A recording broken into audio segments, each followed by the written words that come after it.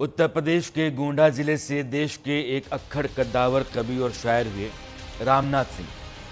उनको दुनिया आदम गोंडवी के नाम से जानती है। उनका एक शेर है, जो डलहौजी ना कर पाया वही हुक्काम कर देंगे, कमीशन दो तो हिंदुस्तान को नीलाम कर देंगे।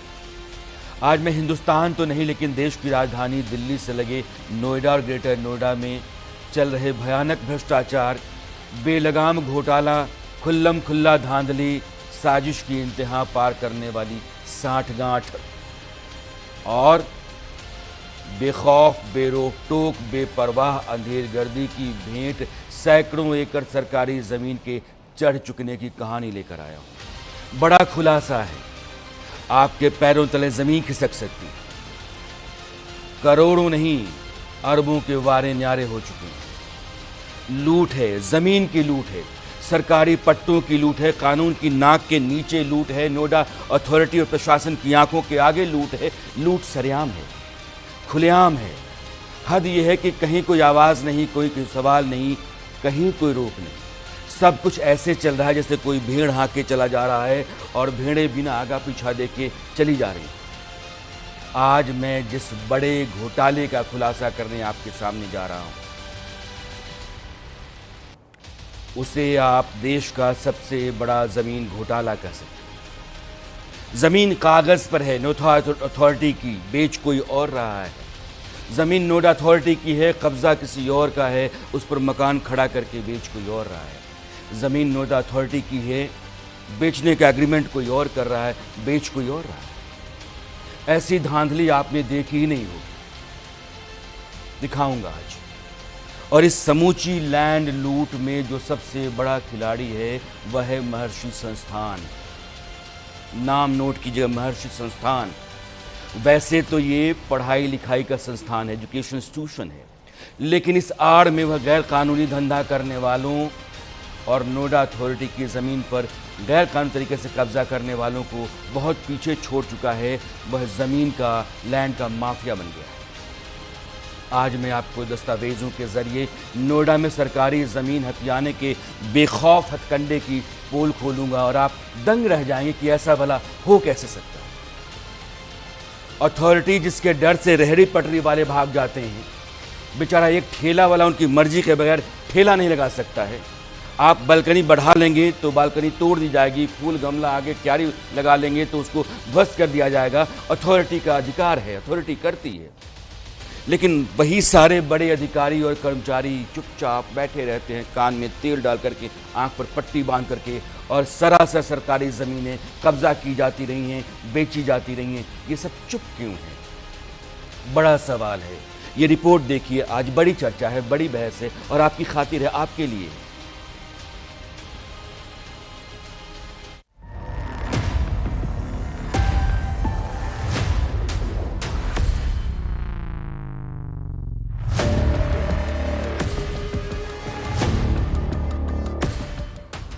अब रुकिए और सुनिए वो सनसनीखेज खुलासा जो नोएडा को हिलाकर रख देगा। न्यूज इंडिया की धमाकेदार रिपोर्ट सीधे आपके सामने। नोएडा में जमीन घोटाला, आश्रम की जमीन पर बिल्डरों ने बना दी इमारतें, प्रशासन को खबर तक नहीं, अब नोटिस चस्पा। जी हां, उत्तर प्रदेश के नोएडा में एक बड़ा लैंड घोटाला में जुलाई 2025 में एक नया मोड़ सामने आया। महर्षि आश्रम की पवित्र जमीन बताकर आश्रम प्रबंधन खुद ही फर्जीवाड़ा करके जमीन बेच रहा था।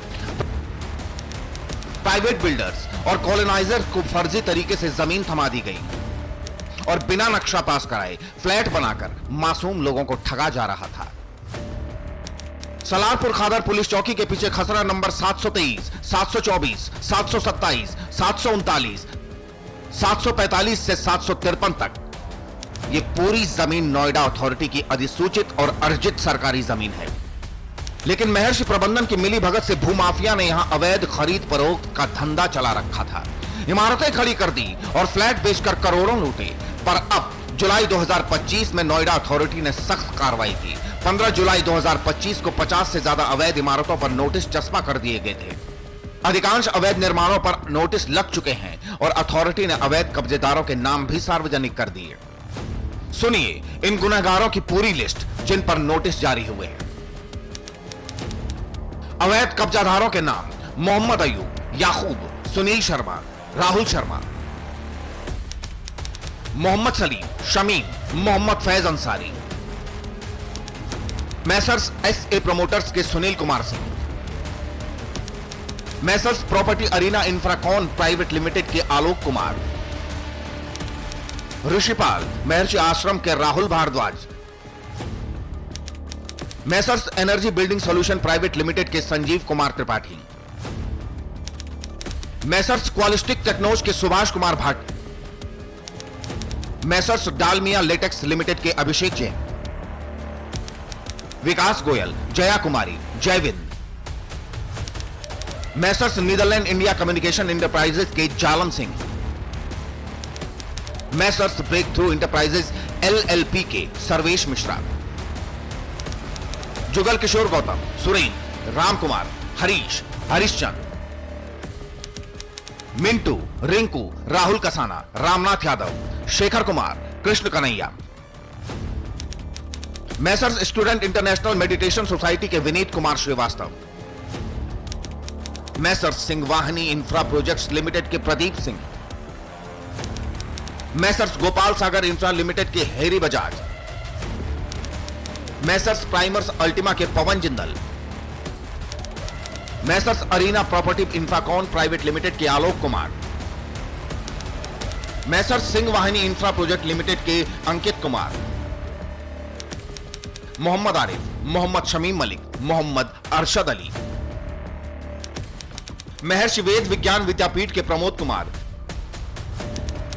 Messrs Ekta builders and engineers private limited के निखिल कुमार। ये सभी छोटी बड़ी बिल्डर कंपनियां और लोग महर्षि प्रबंधन की कृपा से सरकारी जमीन हड़प कर अवैध निर्माण कर रहे थे। इन बिल्डरों या कॉलोनाइजर से सलारपुर खादर में फ्लैट या मकान बिल्कुल न खरीदें, वरना आपकी जिंदगी भर की कमाई डूब जाएगी। ये आस्था की धरती पर सबसे बड़ा विश्वासघात है। महर्षि प्रबंधन ने फर्जीवाड़ा करके जमीन बेची और अब इन भूमाफियाओं पर कार्रवाई हो रही है। यूपी सरकार, योगी जी, नोएडा अथॉरिटी, बस नोटिस से काम नहीं चलेगा। बुलडोजर चलाओ, मास्टरमाइंड को जेल भेजो और लोगों की मेहनत की कमाई बचाओ। उत्तर प्रदेश की महर्षि university of information technology Noida campus को नोएडा अथॉरिटी ने संस्थागत प्लॉट स्कीम के तहत शिक्षा संस्थान स्थापित करने के उद्देश्य से जमीन आवंटित की थी। यह जमीन विशेष रूप से यूनिवर्सिटी, कॉलेज या एकेडमिक गतिविधियों के लिए दी गई थी, जहां कोई कमर्शियल इस्तेमाल की अनुमति नहीं है। लेकिन हाल की जांचों से पता चलता है महर्षि ग्रुप से जुड़ी कुछ जमीनों पर अवैध निर्माण हो रहे हैं, जो नियमों का घोर उल्लंघन माना जा सकता है। जमीन किस मकसद से मिली? नोएडा अथॉरिटी की इंस्टीट्यूशनल स्कीम के मुताबिक ये जमीनें शिक्षा के लिए लीज पर दी गई 90 साल की अवधि के साथ। आवंटन में शर्तें साफ हैं। कंस्ट्रक्शन 5 साल में पूरा हो, यूनिवर्सिटी चलनी शुरू हो और यूजीसी, एआईसीटीसी जैसी एजेंसियों से अप्रूवल हो। महर्षि महेश योगी की संस्था ने प्रोजेक्ट रिपोर्ट और फाइनेंशियल डिटेल देकर इंटरव्यू प्रोसेस से ये हासिल की। अगर उद्देश्य से हटकर इस्तेमाल हो तो अथॉरिटी जमीन वापस ले सकती है। इस्तेमाल कितना गैर कानूनी? हमारी पड़ताल में यूनिवर्सिटी की सेक्टर 110 वाली मुख्य जमीन पर दुरुपयोग के साथ महर्षि आश्रम सेक्टर 104 से जुड़ी महर्षि लैंड पर अवैध हाउसिंग और कमर्शियल बिल्डिंग्स बनी है। यह जमीन रिक्रिएशनल यूज के लिए थी, लेकिन यहां अनाधिकृत निर्माण हो गए। यह महर्षि ग्रुप से लिंक्ड है, जो यूनिवर्सिटी चलाता है। अगर यूनिवर्सिटी की जमीन पर ऐसा हो तो यह शर्तों का उल्लंघन है, जैसे कमर्शियल यूज पर सब लीज बिना परमिशन। नोएडा में ऐसे मामलों में हजारों करोड़ के घोटाले उजागर हुए हैं, जहां अधिकारियों और डेवलपर्स की मिलीभगत से नियम तोड़े गए। नोएडा अथॉरिटी क्या कार्रवाई कर सकती है? अगर दुरुपयोग साबित हो तो अथॉरिटी अलॉटमेंट कैंसिल कर सकती है, जमीन रिज्यूम कर सकती है और पेनल्टी लगा सकती है। हाल के नियमों में 12 साल से खाली प्लॉट्स पर कैंसिलेशन होता है। महर्षि आश्रम मामले में अथॉरिटी और प्रशासन जॉइंट एक्शन ले रहे हैं। अवैध बिल्डिंग तोड़ना, लैंड माफिया घोषित करना, कैग रिपोर्ट में ऐसे घोटालों पर सीबीआई जांच की सिफारिश की गई है।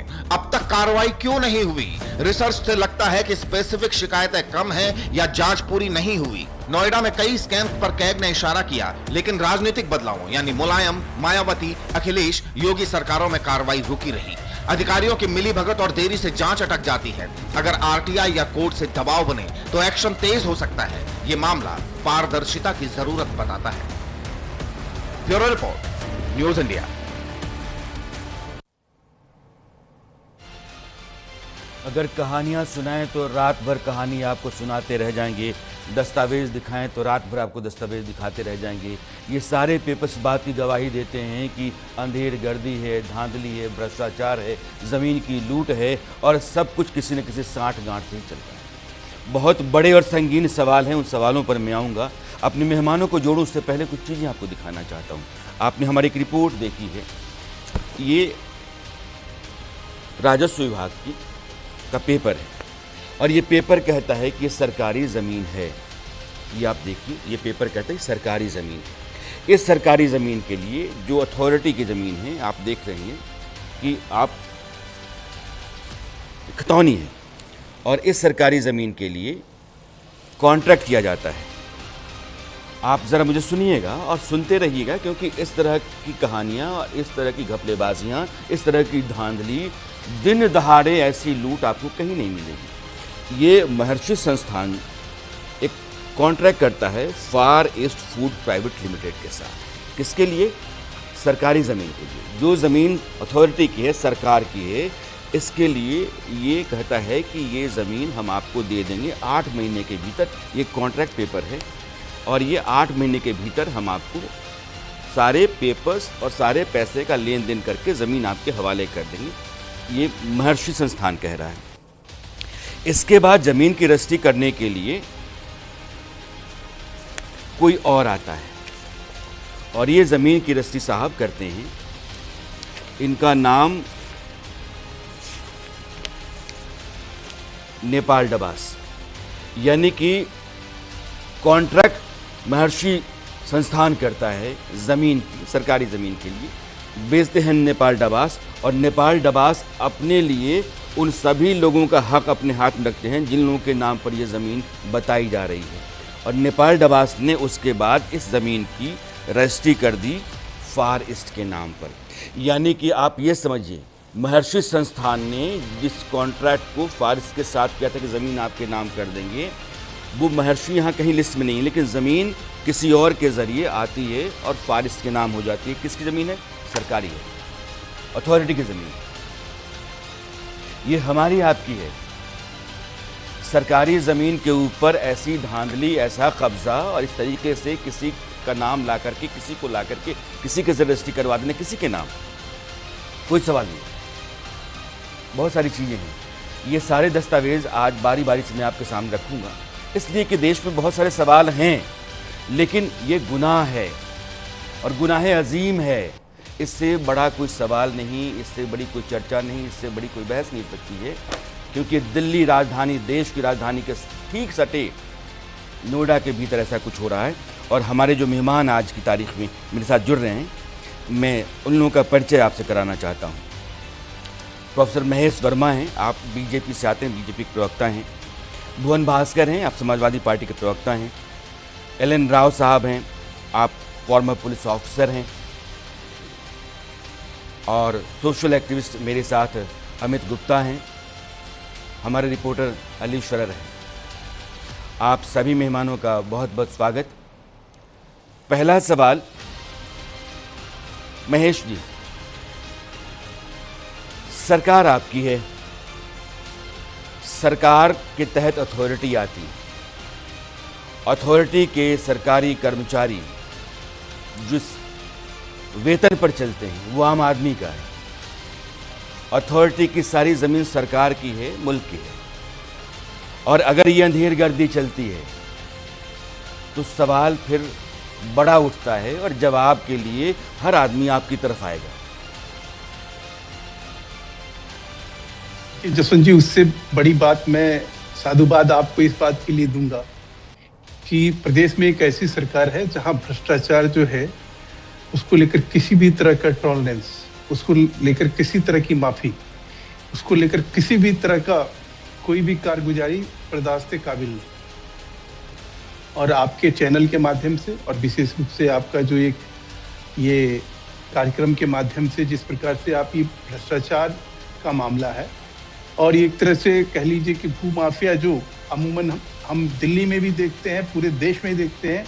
और याद करिए कि मायावती और अखिलेश यादव के टाइम में, यादव सिंह को याद करिए, उसके अलावा मायावती के टाइम में देखिए कि किस प्रकार लंबे टाइम तक कार्रवाई नाम की कोई चीज़ नहीं थी।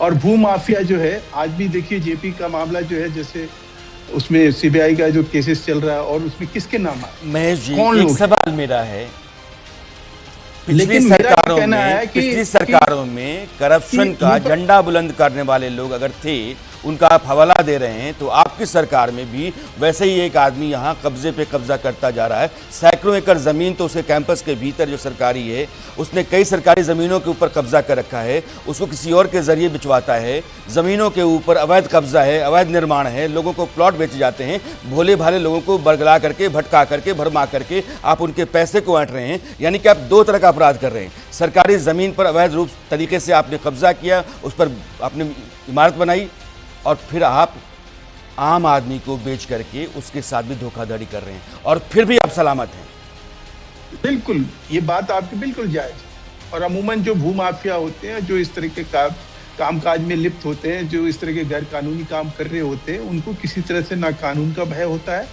ना किसी प्रकार से किसी कार्रवाई। उनको मालूम है कि उनका जेल जाना तय है, और उसके बाद भी साहब कब, मेरा सवाल ये है कि मेरे रिपोर्टर्स, मेरा चैनल, मुझे क्यों इस सवाल को लेकर के आना पड़ा, क्योंकि बहुत लंबे समय से, एक मिनट के लिए, चूंकि डीएस चौहान साहब जुड़े हुए हैं, उत्तर प्रदेश के फॉर्मर डीजीपी हैं। सर, आपका बहुत बहुत स्वागत है। हाँ महेश, आप बोलिए।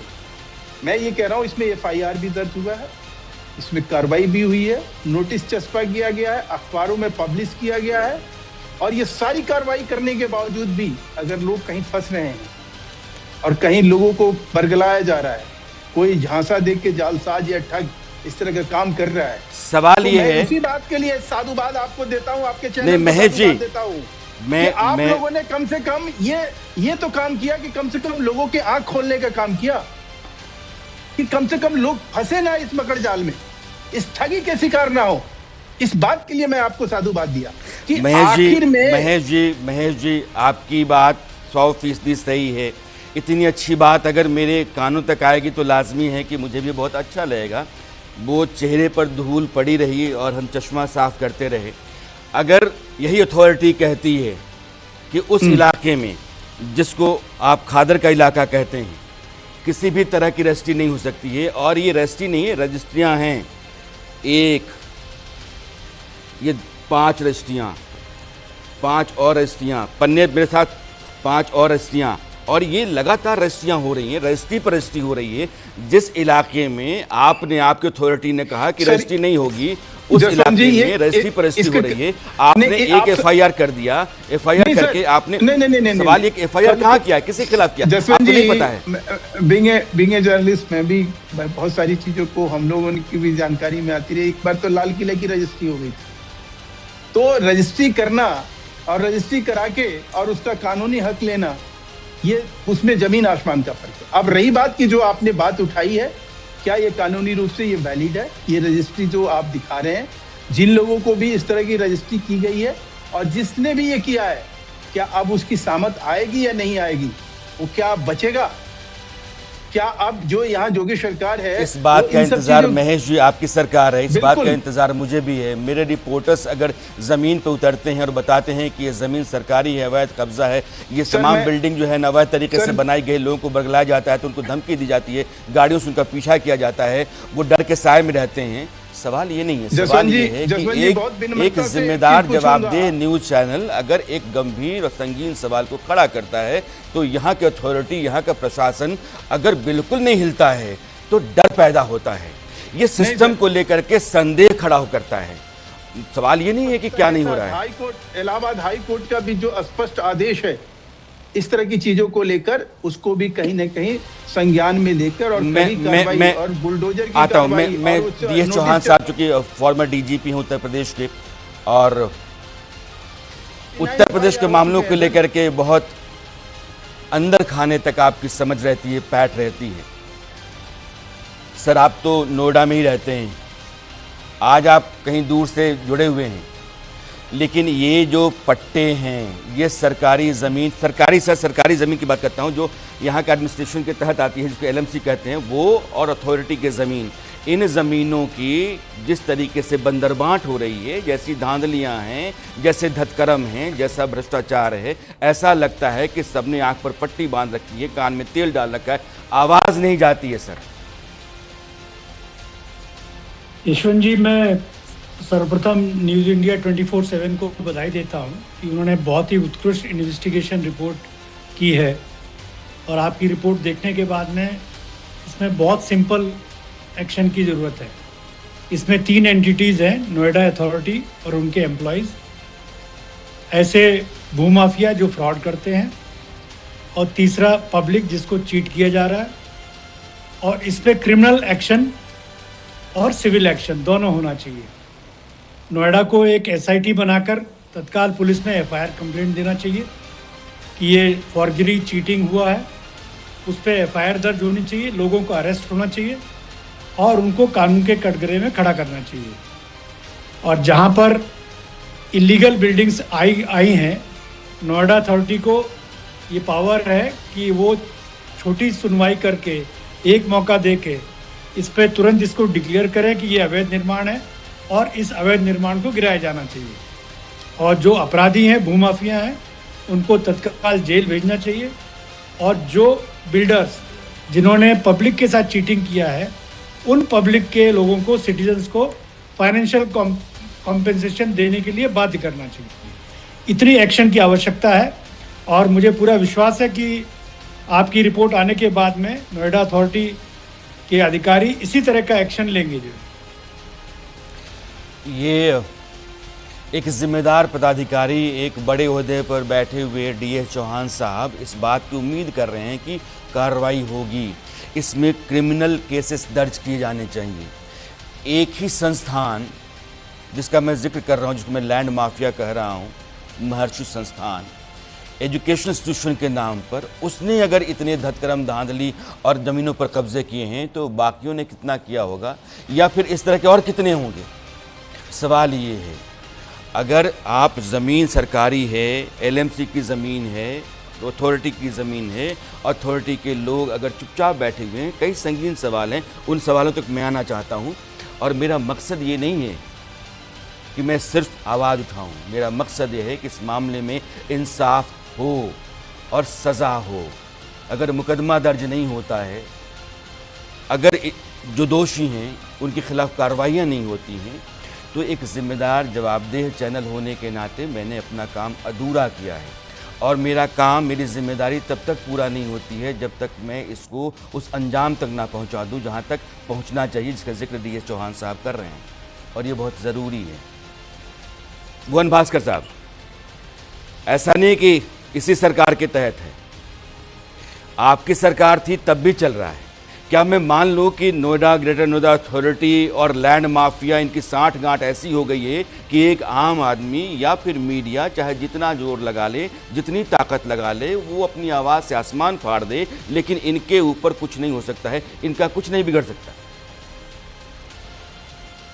राणा जी, जो सरकार जीरो टॉलरेंस पर आई है, वादा करके आई है, जिनकी बड़ी बड़ी बातें पूरे देश और प्रदेश में सुना है, आज आपके चैनल के माध्यम से ये जीरो टॉलरेंस की जो सरकार है उसकी कलई खुलने का काम कर रही है। और रही बात कोई सरकारों में क्या भ्रष्टाचार हुआ नहीं हुआ, ये तो जांच का विषय है। तो क्या अन्य सरकारों में जो भ्रष्टाचार हुआ है नहीं हुआ है वो लाइसेंस देता है भारतीय? एक मिनट आपको रोकना चाहता हूँ, क्योंकि डीएस चौहान साहब मेरे निवेदन पर जुड़े थे, उनके पास वक्त की बहुत तंगी थी। सर, आप जानना चाहते हैं? बहुत बहुत शुक्रिया सर आपका, thank you sir. Thank you. हाँ भुवन भास्कर,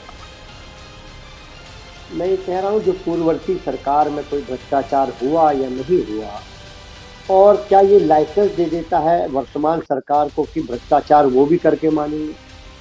और जिस प्रकार मैंने देखा आपके चैनल के माध्यम से, महर्षि जो वेद संस्थान है जिसको ये जमीन अलाउड करेगी शिक्षण कार्य के लिए, जो उसका लैंड यूज था वो था एजुकेशनल कार्य करने का, लेकिन वो अपने बिना लैंड यूज चेंज किए हुए ये जमीन कोई कंपनियों को भेज देती है, फर्जीवाड़े की शुरुआत होती है। और ये तो किसके तहत होता है? जितना मेरा सामान्य ज्ञान है, मैं समझता हूँ नोएडा प्राधिकरण, उसके कर्मचारियों की मिलीभगत से, उत्तर प्रदेश की योगी सरकार के अंतर्गत आने वाले विभाग के अधिकारियों के द्वारा ये रजिस्ट्री होती है। तो निश्चित तौर पर मेरे को लगता है कि ये कुंभकर्ण की नींद से जागी हुई सरकार है। अभी हमने भारतीय जनता पार्टी के प्रवक्ता साथी को भी सुना आपके चैनल के माध्यम से, और जब मैं उनको सुन पा रहा था, मैं देख रहा था वो एक कदम आगे की बात बताने, ये क्योंकि बीइंग एन एडवोकेट मैं जानता हूं कि एक नोटिस देना एक अलग विषय है, एफआईआर अलग विषय है। एफआईआर नहीं हुई है, उनको या तो विषय का संज्ञान ढंग से नहीं है या विषय का संज्ञान लेकर चैनल में बैठना चाहिए।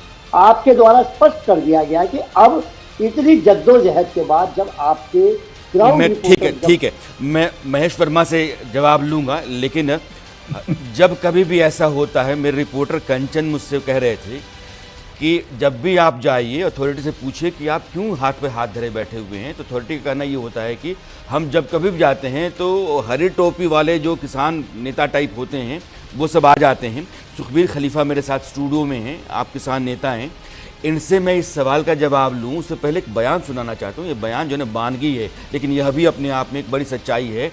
लेकिन इस बयान को सुनाने से पहले सुखबीर खलीफा मैं आपसे पूछना चाहता हूँ, किसानों का क्या वेस्टेड इंटरेस्ट है? या तो आप लोग भी कारिंदे बन गए हैं लैंड माफिया का कि तुम मेरे पक्ष में आकर के और नारे लगाने रहना।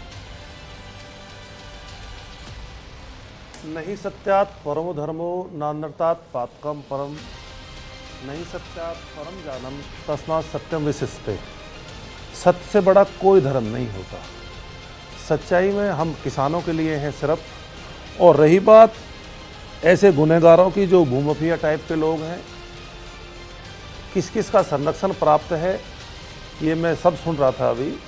और हमने इसके खिलाफ 2023 में एक PIL दाखिल कराई थी हमने अपने ही संगठन के माध्यम से। हमने उस पर भी कार्रवाई चल रही है। कब किया था आपने? ये हमने 2023 में कराई थी जब हमने ये 1201/2023 हमने दर्ज की है। और कई बार हमने अथॉरिटी को ये सारी बातें बताई है, जिस तरह सलारपुर खादर में या बरौला में जिस तरह शोरूम बन रहे हैं, जिस तरह जो है भूमाफिया ज़मीनों पर कब्जा कर रहे हैं, तो बिल्कुल निष्पक्ष सवाल ये है कि ज़मीन, ठीक है ज़मीन किसानों की है, ग्राम सभा की है जिसको MLC कहते हैं, उस ज़मीन के ऊपर आप देखते हैं अपार्टमेंट खड़ा हो जाते हैं, बगल में उसी ज़मीन के ऊपर सड़क निकल आती है, खेती की ज़मीन है। ग्राम सभा की ज़मीनें गाँवों की बेहतरी विकास के लिए होती हैं, किसानों को ज़मीन प्लॉट जो है अलॉट करने के लिए होती हैं। उस तरह की ज़मीनों पर अटारियाँ कैसे खड़ा हो जाती हैं, मॉल कैसे खड़ा हो जाते हैं? सवाल ये है और बड़ा गंभीर सा है। मैं अभी आपके पास आऊँ, एक गाटा नंबर 749, इसकी कहानी सुनना चाहता हूँ। ये गाटा नंबर जितना है अगर लेकर के चलूँगा तो मैं आपको रात भर सुनाऊँगा। मुझे लगता है कि कुछ चीज़ें तो आपको साफ होनी चाहिए। नोएडा में जो सबसे बड़ा ज़मीन घोटाला है गाटा नंबर 749 का, मैं अपने PCR को बोलूँगा कि अगर आपके पास ग्राफिक्स है तो उस ग्राफिक्स को दिखाएँ आप, और ये सालार खादर का है, तो आप इसको ज़रा देखिएगा कि ये जो सबसे बड़े ज़मीन घोटाला का जिक्र आज की तारीख में मैं कर रहा हूँ, ये अरबों रुपए की लूट है, उसके वारे नारे किए गए हैं। ये सन बेस्ट होम्स प्राइवेट लिमिटेड और सिंह वाहिनी इंफ्रास्ट्रक्चर लिमिटेड, इन लोगों ने ज़मीन अरशद अली या बाकी लोगों को दी। किसकी ज़मीन है? बगल में आप देखिए अथॉरिटी की ज़मीन है, ये खेती के लायक ज़मीन है, फ़र्द में नाम नोएडा अथॉरिटी का है, सामने आपको दिख रहा है। भैया अगर खेती की ज़मीन है तो तुम्हारा वहाँ अपार्टमेंट कैसे खड़ा हो गया, तुम्हारा मॉल कैसे खड़ा हो गया, वहाँ प्लॉट कैसे कट रहे हैं, वहाँ अपार्टमेंट कैसे बिक रहे हैं, वहाँ कमर्शियल दुकानें कैसे बिक रही हैं? जब से ADM बच्चू सिंह आए हैं सालार खादर में, यह रोक थी कि यहाँ ज़मीनों की रजिस्ट्री नहीं होगी, लेकिन साहब ने पूरी लगाम छोड़ दी। आपने क्यों छोड़ दी? आपके पास क्या अधिकार था? आपके पास आपको किसी ने अधिकृत किया है तो कौन है? यह जो पूरा गड़बड़ झाला है, अंधेर गर्दी है, गोरख धंधा है, ये ऐसे नहीं चल सकता है। अगर ऐसे चलाना चाहते हैं तो नहीं है, कानून का राज है और कानून से इस देश का हर नागरिक चलता है, आपको भी चलना पड़ेगा। और सरकारी ज़मीन जो सैकड़ों करोड़ की होती है वो कोई आदमी कब्जा कर लेगा, वो भी महर्षि संस्थान जैसा लैंड माफिया, और उसकी तरह के पता नहीं कितने लैंड माफिया आपने पाल पोस रखे होंगे, और उनकी तरफ से आपको क्या मिलता है, उनके साथ कैसी साठगांठ है कि इतना कुछ कहने के बाद भी आप या उस तरह का लैंड माफिया तनिक भी नहीं हिलता है। अलबत्ता लैंड माफिया कहता है कि जो करना है कर लो, मेरा कुछ बिगड़ नहीं सकता है। और मैं आज अगर अथॉरिटी के लोग देख रहे होंगे, नोएडा एडमिनिस्ट्रेशन के लोग देख रहे होंगे, तमाम जो हमारे दर्शक हैं, आपको मैं लिख के दे रहा हूँ, अगर आप कानून के ख़िलाफ़ खड़े हैं आपने कानून को धता बता रखा है, जूती की नोक पर रखा है, तो आपको वही कानून रास्ता दिखा देगा। आपको सलाखों के पीछे अगर डालने का कोई काम करेगा तो वही कानून करेगा। इन ज़मीनों के ऊपर से कब्जा हटाने का कोई काम करेगा तो वही कानून काम करेगा। कानून के हाथ बहुत लंबे होते हैं, देर हो सकती है, अंधेर नहीं होती। और आज मैं कह रहा हूँ कि ये सब कुछ वापस नहीं हुआ। अगर कार्रवाइयाँ नहीं हुई तब तक न्यूज़ इंडिया ये कैंपेन नहीं छोड़ सकता। लोगों के साथ कमिटमेंट है। सरकारी ज़मीन हमारे आपके पैसे की ज़मीन, हमारी आपकी ज़मीन होती है। वो किसी के लूट के लिए नहीं है, किसी के माल बनाने के लिए नहीं है, किसी की आलिशान और लकदक मकान, अरबों की गाड़ियाँ, खरबों की ज़िंदगी इसकी खातिर नहीं है। इसलिए हमारी कार्रवाई चलेगी। अली शरर मेरे सहयोगी हैं। अली इस पूरे मामले में लगातार घूमते रहे हैं और हर एक प्लॉट उसकी जानकारी आपके पास रही, मेरी बाकी रिपोर्टर्स के पास जानकारी रही। अली शरर, जरा आप अपना अनुभव शेयर कीजिएगा। देखिए, बिल्कुल जब इस पूरी खबर को उठाई गई न्यूज़ इंडिया ने मुहिम के तौर पर, उस वक्त जब हमने वहाँ जाकर देखा जहाँ ये माहेश्वरी का पूरा संस्थान है, तो बाकायदा उसके आसपास बोर्ड लगे थे कि यहाँ पर निर्माण करना गैर कानूनी है, ये जगह प्राधिकरण की है। बावजूद इसके भी बड़ी बड़ी इमारतें वहाँ पर बनाई जा रही थी। यार आपके पास वो वीडियो हो तो दिखाइएगा। अली शरर कह रहे हैं कि ये ज़मीन जो है वो सरकारी है, ये कब्जा अवैध है, उस ज़मीन पर बिल्डिंग खड़ी है। अरे तुमने जब बोर्ड लगाया ज़मीन अवैध थी तो तुमने अपने कब्जे में क्यों नहीं लिया? ज़मीन अवैध करा करके तुमने वहाँ अपार्टमेंट कैसे खड़ा होने दिया? एक आदमी अपनी बाउंड्री बढ़ा ले तोड़ दोगे, बालकनी बढ़ा ले तोड़ दोगे, और तुम कहते हो कि ज़मीन अवैध है तो हाथ पे हाथ धर के बैठे हुए हैं। हमने एक बोर्ड लगा दिया, ज़मीन अवैध ज़मीन पे अवैध तरीके से मकान बन गया, तुम हाथ पे हाथ धरे बैठे हुए हो। अवैध मकान को लोगों को बेच दिया, तुम हाथ पे हाथ धरे बैठे हुए हो। तमाशा है क्या ये? वो वीडियो जहां लिखा जा रहा है कि वैधानिक चेतावनी, यह ज़मीन पर कब्जा अवैध है, ये देखिएगा आप। और तुम्हारा काम चेतावनी से चल गया, नोडा अथॉरिटी हो आप। अमित कुमार, आप तो वकील हैं और आप इस तरह के मामलों के बड़े जानकार हैं। अमित जी देखिए, ये हाँ, जो ठीक, बोलिए। तो नोएडा में हो रहा है, ये कोई अथॉरिटी के बिना पॉसिबल नहीं है जो आप लोग बोल रहे हैं। नोएडा में जो सेक्टर 12 है, 22 है, ये कई एरिया है, वहाँ लोग बालकनी आगे बढ़ा लेते हैं तो उनको धारा सेक्शन 10 का नोटिस भेज देते हैं कि आपकी बालकनी तोड़ देंगे। कोई 5 फीट आगे बढ़ा रहा है, कोई 10 फीट बढ़ा रहा है, किसी ने 30 साल पहले किया है तो उसको आप नोटिस दे देते हैं। ये ज़मीन इतनी बड़ी पे और आप मकान बना दिए। अभी कोई सज्जन सलालपुर और बरोला की बात कर रहे थे, बिल्कुल आप देखिए वहाँ पूरी रोड पे इतने बड़े बड़े शोरूम बन गए, बाकायदा शोरूम बने हैं, उनको बिजली पानी का कनेक्शन मिल गया है। कैसे मिला है? फिर बात आई रजिस्ट्री की। रजिस्ट्री एक प्रॉपर लीगल डॉक्यूमेंट नहीं है, जो बीजेपी के वो कह रहे थे बिल्कुल सही कि किसी ने लाल किले की भी करा ली, डजंट मीन कि आपको पोजेशन मिल जाएगा। पर हो कैसे रहा है? ये सवाल है जो अभी अमित जी कह रहे हैं। अमित, मैं आपको बस रोक रहा हूँ, आप आगे बढ़िएगा। अगर रजिस्ट्री हो रही है, आपको पता है कि अथॉरिटी की ज़मीन है, तो रजिस्ट्रार रजिस्ट्री कैसे कर देता है? ऐसी कौन सी साठ गांठ है? कल मैं जाऊँ, मैं कहूँ कि मुझे तो लाल किला की रजिस्ट्री करनी है जी, कर दो, तो क्या आप कर दोगे? क्योंकि पैसा मिल रहा है और मैं कह रहा हूँ कि मैं रजिस्ट्री करने जा रहा हूँ। आप कुछ भी नहीं देखोगे किसकी ज़मीन है ये अथॉरिटी की ज़मीन है, ये एलएमसी की ज़मीन है, ये सरकारी ज़मीनें होती हैं। और आप इन सरकारी ज़मीनों के बारे में कहते हो कि रजिस्ट्री करो क्योंकि हमारे पास रेवेन्यू आ रहा है। रेवेन्यू के नाम पर आप कुछ भी कर दोगे, कानून नहीं देखोगे, कागज़ नहीं देखोगे, तो फिर आप काहे को बैठे हो भाई?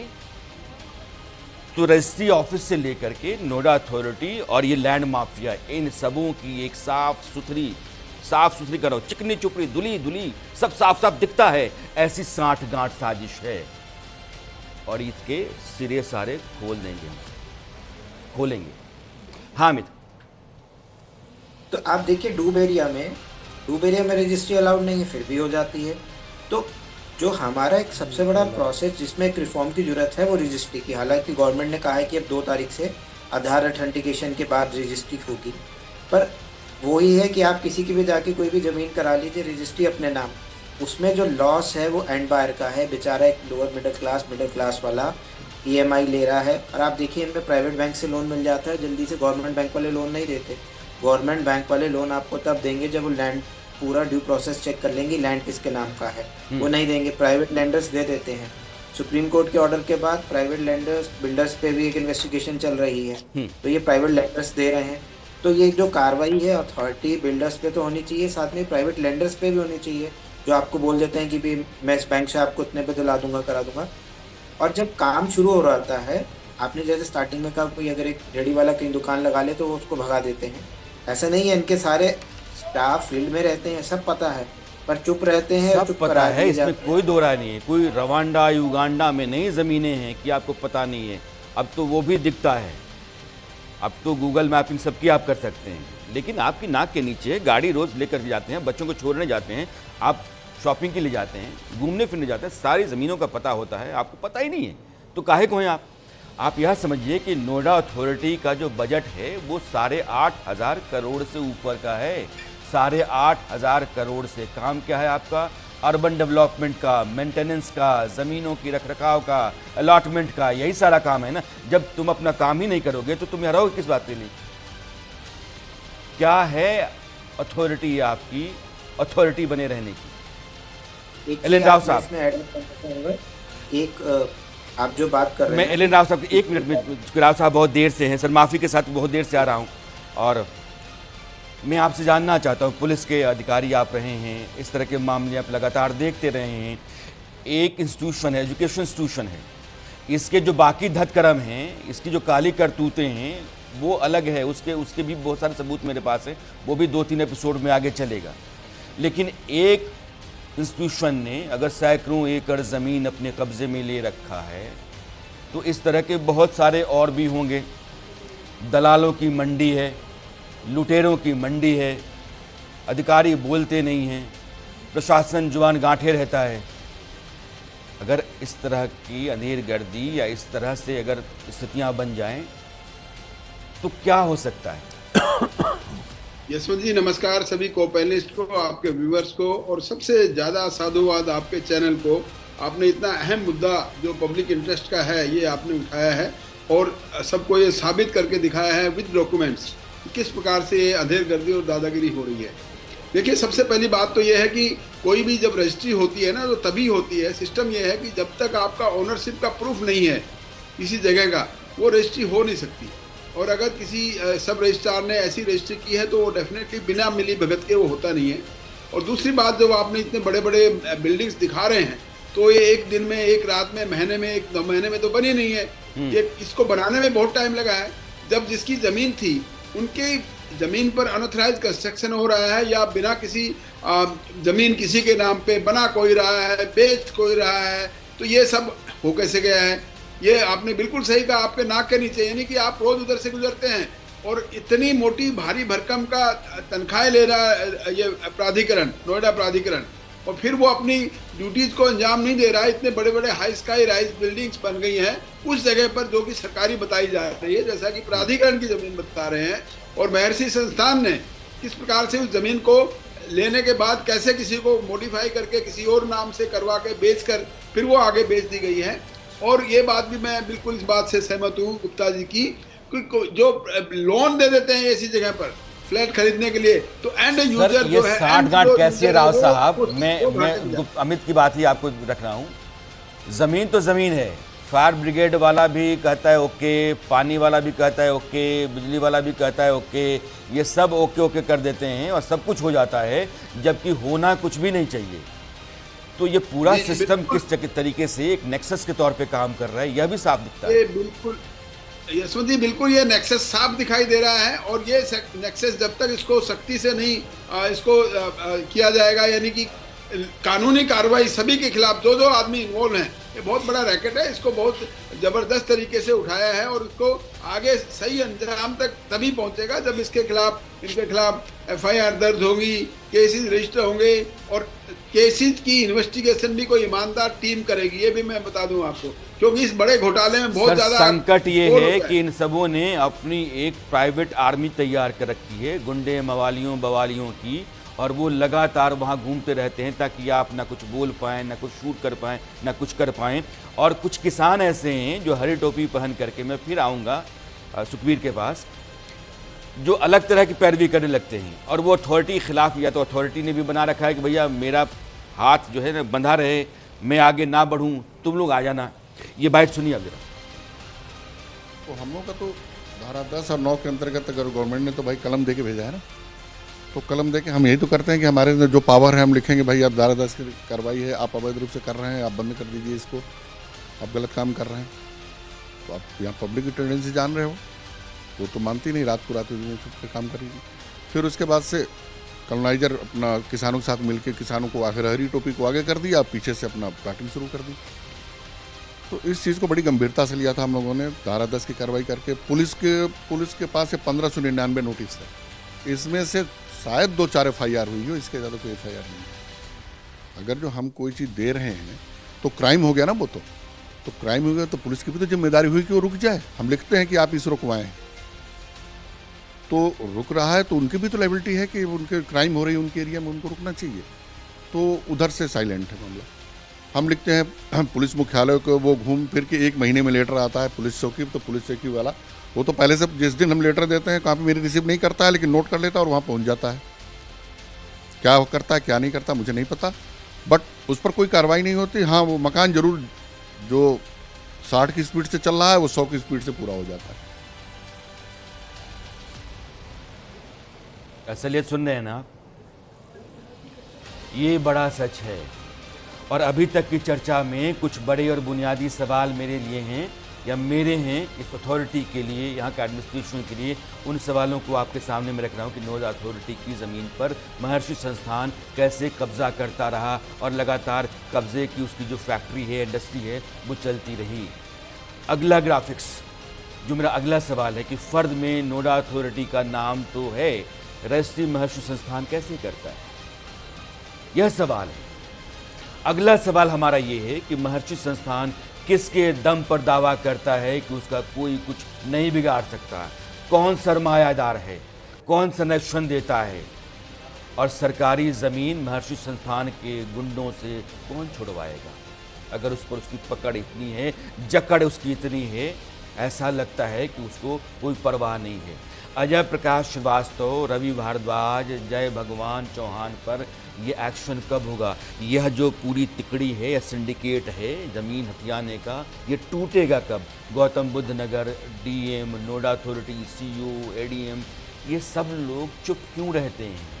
आपके पास सरकार ने इतने अधिकार दे रखे हैं, इतनी ताकत दे रखी है, आपका काम है सरकारी ज़मीनों की हिफाजत करना, सिविल जो सोसाइटी है उसके भीतर लॉ एंड ऑर्डर मेंटेन करना, ये सब कुछ बेहतर रहे इसकी खातिर आपने जिम्मेदारियां संभाली हैं, ओहदों पर बैठे हुए हैं, और आपके बैठे रहने का असर अगर नहीं है तो क्यों है?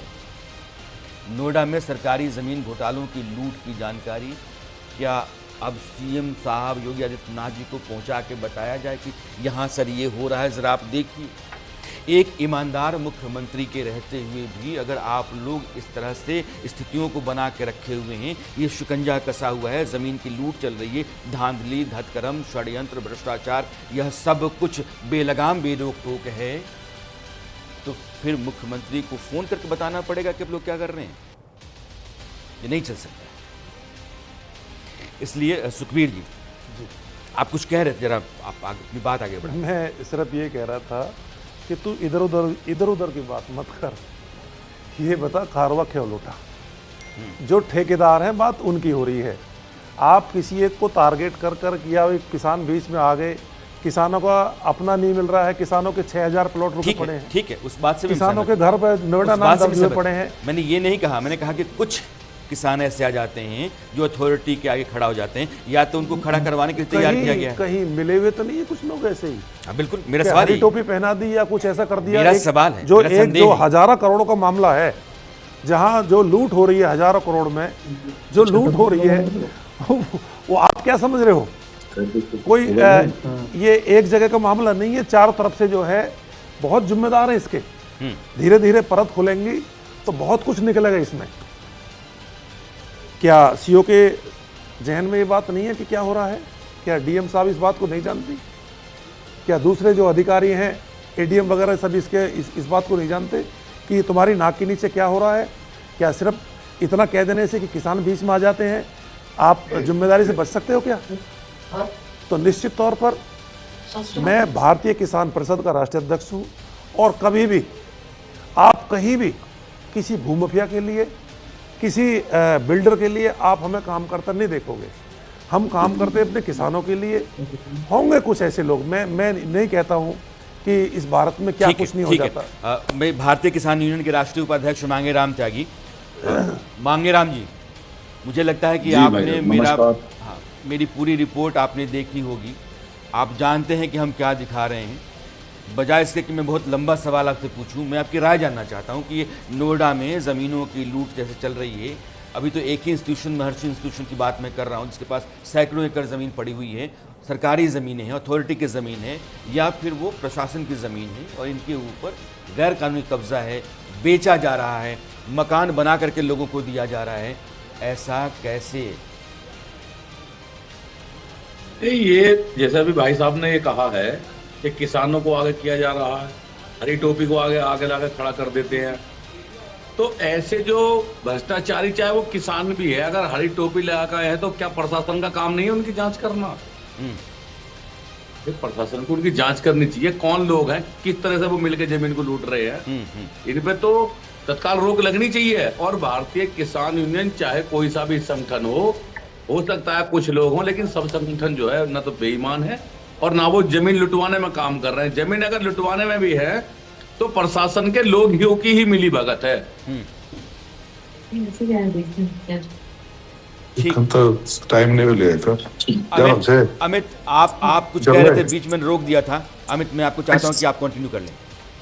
मैं बोल रहा था कि पिछले साल था कि शायद डीएम, सीओ, सीपी सब वो सलारपुर वाली 104 वाली रोड पर देख कर आए थे, नोटिस देकर आए थे, और लंबी चौड़ी खबरें आई थी कि ये होगा। क्या हुआ उसका? दूसरा बात, जैसे हमारे किसान भाई बिल्कुल सही बोल रहे हैं कि बिना सिस्टम के ये पॉसिबल नहीं है। तीसरा पॉइंट, जो ऐसे एरिया हैं, अथॉरिटी के पास पैसे की कमी नहीं, पूरे शहर में इनके यूनिकॉर्न लगे रहते हैं, यूनिकॉर्न पे बड़े बड़े और अखबारों में इश्तेहार लगा के क्यों नहीं देते कि ये ऐसे एरिया में यहाँ गलत काम हो रहा है और ये जिम्मेदार है, और आप कुछ करेंगे तो आपकी रिस्पॉन्सिबिलिटी है। कौन रोक रहा है? करोड़ों रुपए अथॉरिटी बाकी चीज़ों में लगाती है, तो जहाँ अपनी ज़मीन बचानी है, आम आदमी का इंटरेस्ट बचाना है, वहाँ पर क्यों नहीं करती? एक 1.5 2 साल लगते हैं फ्लैट्स को बनने में, तो 2 साल ही बैठे रहते हैं। जेई हो गया, senior manager, DGM, GM, ACO, CO, इतने लोग आते हैं क्यों? जो सुखबीर जी कह रहे थे बिल्कुल सही कि ये किसी एक या दो व्यक्ति का काम नहीं है कि आप कहें एक या दो लोग जिम्मेदार हैं। ये इस बात का अमित इशारा कर रहे हैं कि दरअसल एक नेक्सस है, लेकिन नेक्सस कानून से ऊपर नहीं हो सकता है। कोई भी व्यवस्था जो है वो कानून को अपनी मुट्ठी में बांध कर शाहबेरी का आपको याद होगा, शाहबेरी में आज से 2 या 3 साल पहले जो वो अवैध बने थे, जिसमें 4-5 लोग मर गए थे जब वो गिर गया था। क्या हुआ उसका? ये एसआईटी, जांच कमेटी, ये सब आई वॉश होती है। आज आपको पता है कि शाहबेरी वाली जांच कमेटी के बाद क्या हुआ? कितने लोग हुए? ट्विन टावर सुप्रीम कोर्ट के ऑर्डर के बाद टूटा, 10-12 लोगों पे बोले कार्रवाई, पता लगा कौन किस पे कार्रवाई हुई? आम आदमी फंसता है, आम आदमी मरता है। ये बेच के चले जाते हैं, या तो आम आदमी सारी उम्र उसका लोन देता रहता है, उसको मिलता नहीं, यहाँ कहीं दुर्घटना होती है तो वो मर जाता है। आम आदमी ठगा जाएगा क्योंकि वो आम आदमी है, आम आदमी लूटा जाएगा क्योंकि वो आम आदमी है, आम आदमी धकियाया जाएगा, भगाया जाएगा क्योंकि आम आदमी है, आम आदमी सूली पर चढ़ाया जाएगा क्योंकि वो आम आदमी है। आम आदमी के लिए यहाँ कोई इंसाफ नहीं है। लेकिन ये लैंड माफिया जो अरबों की संपत्ति पर कब्जा करके सरकारी ज़मीन पर बैठे रहते हैं, इनके सामने किसी की चू चपड़ करने की हैसियत नहीं बनती है। यह भी अपने आप में सवाल नहीं है, लानत है उस व्यवस्था पर जो व्यवस्था जिम्मा संभालती है। 8,500 करोड़ से ऊपर की अथॉरिटी है नोएडा अथॉरिटी, 5,500 करोड़ से ऊपर की अथॉरिटी है ग्रेटर नोएडा अथॉरिटी, 14 करोड़ के आसपास 14,000 करोड़ के आसपास की 2 अथॉरिटीज़ हैं।